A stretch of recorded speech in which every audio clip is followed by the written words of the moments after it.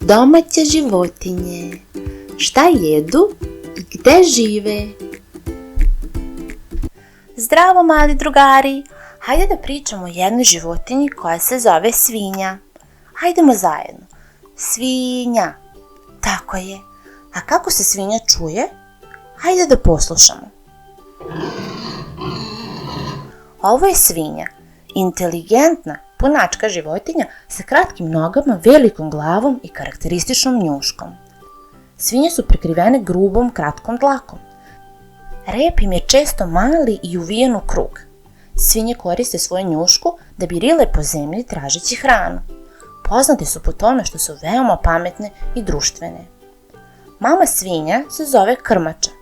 Tata svinja se zove vepar. Beba svinja se zove prase. Svinja nam je korisna jer nam daje meso. Šta svinja jede?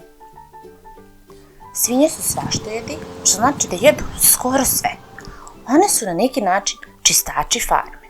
Jedu zrnevlje, travu, ali i ostatke povrća i voća, korenje koje nađu u zemlji, pa čak i male insekte. Farmeri ih hrane posebnim smesama žitarica koje se zovu prekrupa.